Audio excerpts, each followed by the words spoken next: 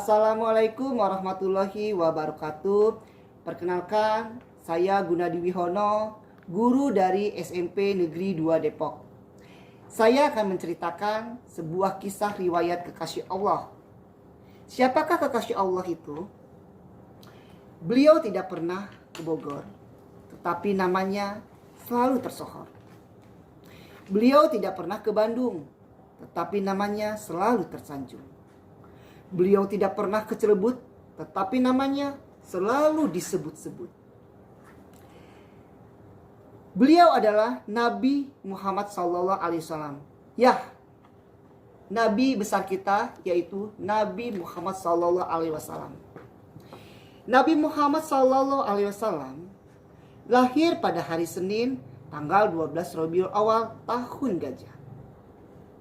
Disebut tahun gajah karena pada saat itu ada seorang raja yang sangat galak dan jahat yang bernama Abraha. Dia sangat benci dengan keadaan kota Mekah dan Ka'bah.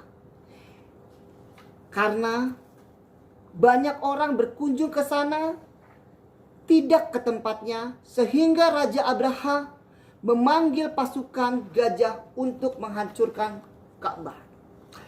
Wah! Pasukan gajah datang untuk menghancurkan Ka'bah. Namun pada saat ingin menghancurkan Ka'bah, datanglah burung-burung ababil yang membawa batu berisi batu-batu panas yang diambil dari neraka.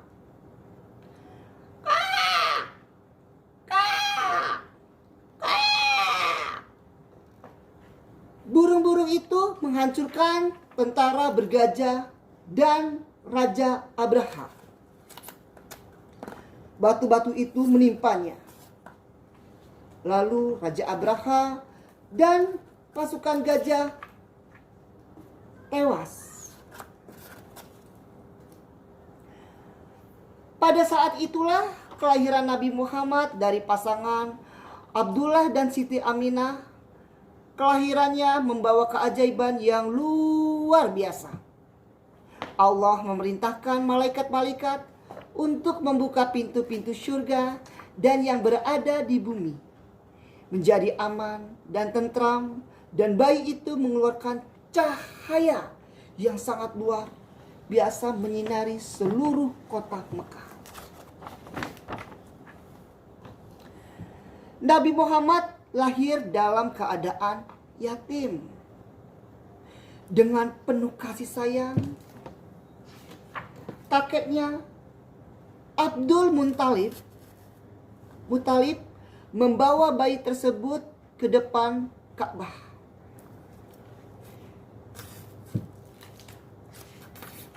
Kakeknya Abdul Muttalib membawa bayi tersebut ke depan Ka'bah untuk didoakan dan diberikan nama Muhammad. Nama Muhammad yang artinya terpuji. Kemudian pamannya Abu Talib mencarikan ibu susunya bagi Nabi Muhammad, yaitu Halimatus Sa'diyah. Halimatus Sa'diyah yang bersedia menjadi ibu susunya selama 2 tahun. Setelah 2 tahun lamanya, Nabi Muhammad dikembalikan ke ibunya. Tetapi Halimah memintanya untuk merawatnya kembali. Tak kala berusia 4 tahun, Nabi Muhammad mengalami peristiwa pencucian hati oleh malaikat Jibril. Maka setelah kejadian itu, Halimah mengembalikan Nabi Muhammad ke ibunya.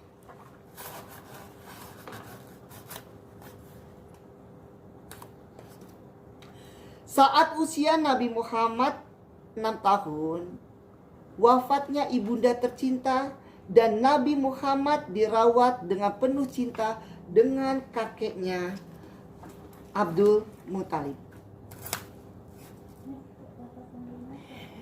Namun kasih sayang Abdul Muthalib tidak berlangsung lama.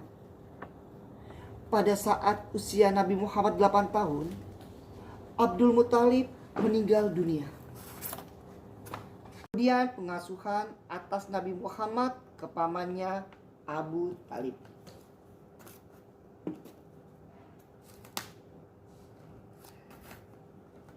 Beranjak usia 12 tahun, pamannya mengajak Nabi Muhammad ke Syam untuk berdagang. Nabi Muhammad diberi julukan Al-Amin. Apa itu Al-Amin? Al-Amin ya ini terpercaya. Pada usia 25 tahun, Nabi Muhammad membawa dagangan seorang janda yang bernama Siti Khadijah. Nabi Muhammad membawa hasil keuntungan yang berlipat ganda. Siti Khadijah kagum dengan Nabi Muhammad, sehingga Siti Khadijah menikahi Nabi Muhammad dan memiliki 7 anak yang bernama Qasim, Abdullah, Ibrahim, Zainab, Ruqayyah, Ummu Kulsum, dan Fatimah. Lalu di usia menjelang 40 tahun, Nabi Muhammad pergi ke Gua Hira.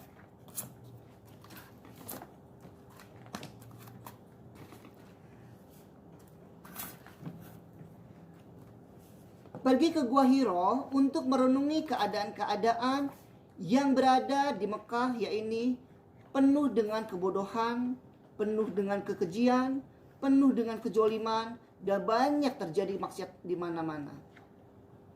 Dan di Gua Hira inilah pada usia 40 tahun turun wahyu pertama, yaitu Quran surat Al-Alaq ayat 1-5. 5 ayat tersebut menyuruh Rasulullah SAW untuk senantiasa membaca, menganalisa, dan menelaah tentang kebenaran Al-Quran terus-menerus dan berangsur-angsur hingga Rasulullah SAW wafat di usia 63 tahun. Baiklah, demikian kisah dari Nabi kita, Nabi besar, Nabi Muhammad SAW. Semoga apa yang saya sampaikan bermanfaat buat kita semuanya. Assalamualaikum warahmatullahi wabarakatuh.